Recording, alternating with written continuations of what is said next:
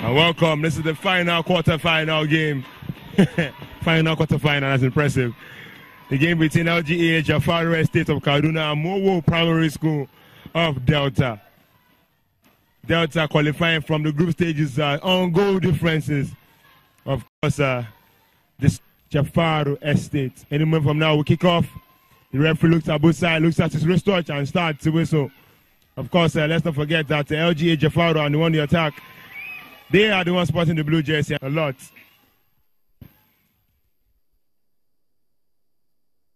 One glancing wrong could change the game. Could be the difference between success and failure here. He sends it in. Advantage to them. And he would not score an easier goal than that. Advantage Delta. And 1-0 in favor of the boys of Mowo Nursery Primary School.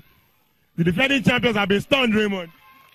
Yeah, and that strike is coming from number 11. Clutching onto that ball gracefully. Advantage for Kaduna. What they make of it? He strikes it again, and it's a beautiful goal. 1-1, parity restored. And of course, the boys of Kaduna can celebrate that one. They had it coming. They have been asking all the questions, Raymond, and they have been duly rewarded. Mukhtar Abubakar steps up, and he scores. Promise, great goal, a very promising shot for him. Number 12, Jersey, talking about Kabir Nasir.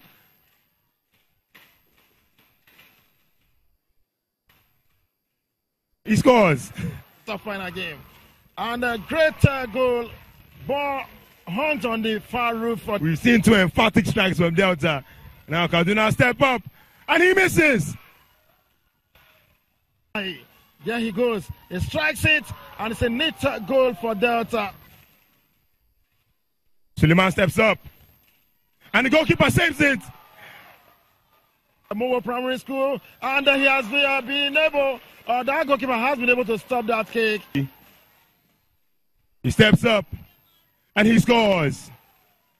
Omasan Oki with chance for Mowo Primary School. And it's a beautiful goal. And that takes Mowo Primary School to the semi-final of China's International Kids Cup.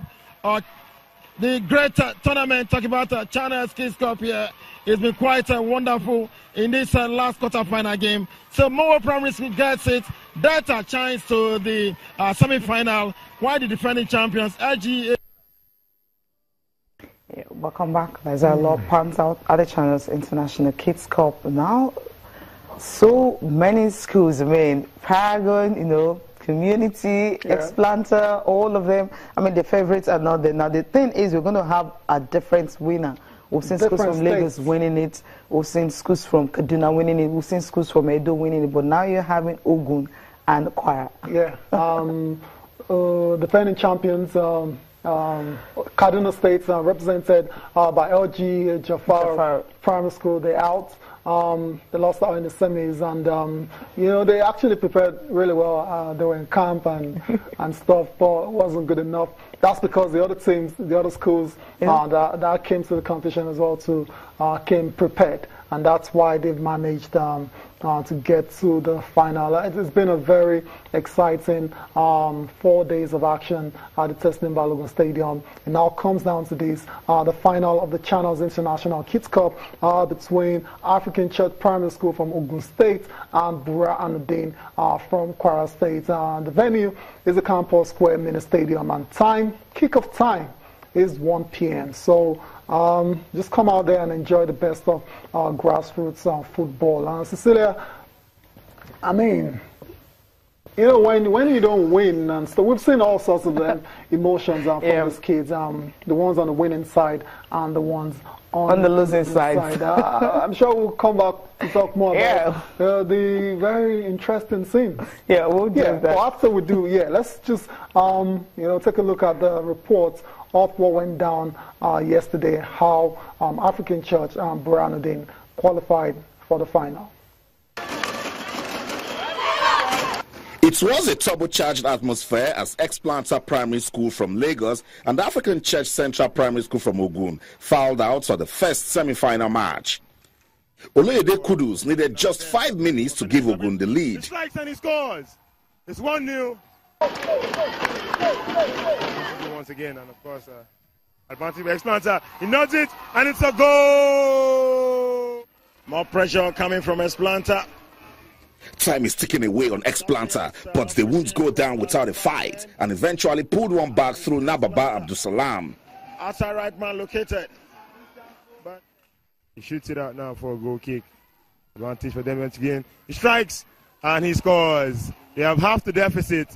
It's 2-1 now. Quite a fixture, quite a dicey game so far.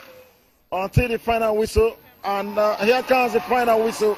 African Church Primary School of Ogun State are the finalists, the first finalists of this ninth season, season 9 of Channel's International Kids Cup.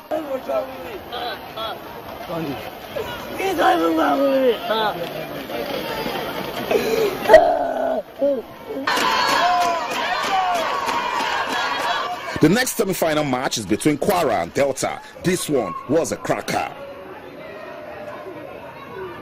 The boys from Burahanudeen have enjoyed a fine run at this tournament, but against Delta, they became better. LGEA School Kwara. And here comes the Kwara team attacking through the left, and that could be a goal. Indeed, a goal for this team, LGEA Primary. Press! Whenever Coach Jolomi speaks, his boys listen. Here comes Mowo. Would they get a goal from here? And some collision.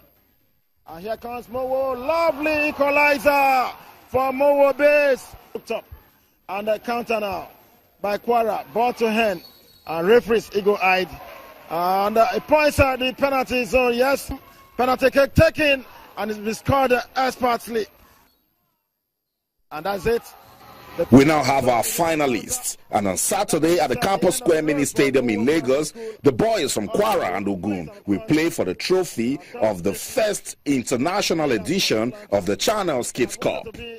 Austin Okonakpan, Channels Television News. Yes, so that's our African Church Primary School from Ogun State, and Burahanudeen qualified for the final. And also on the day, there was a special guest, around to give, to inspire the kids. And I'm talking of former Super Eagles striker and former Super Eagles coach as well, too, Samson Siasia. Definitely the way to go. Channels, you guys are doing a great job. I wish the state government could help you guys, financially to help these young ones, so that we can see them at this early age, so that you can follow them up instead of changing ages and all that. You can have their records and follow them from there. I think it's a great thing, and I just kudos to you guys, man. Wonderful. And we also know you've been a campaigner for the grassroots with the CR1 Academy. Where are we with that one? It's doing very well. We have 5 schools, almost 6 schools in Abuja right now. We're doing our after-school programs, picking up young guys, trying to teach them the basics of playing football at an early age, so that we can actually find a way to put them together for the future.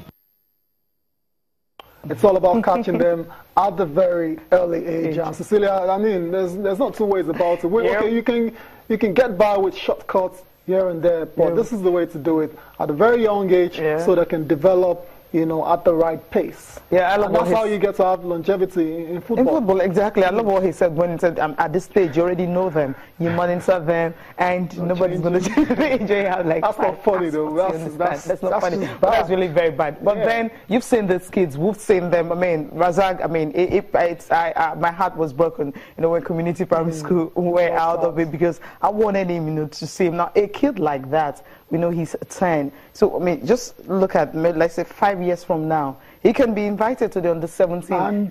His age already. So no matter how small he is, you feel, he's too small, he can't play. But then he can. This school gave him a chance. Fine, he's under-13. But then you have a 10-year-old who is good enough, and he had to play the game. So this is what we're talking about. When you have these kids who can play very well, no matter how small they are, you get them in. And we have the Brazilian young lad who Real Madrid just signed. He's 17 or 16.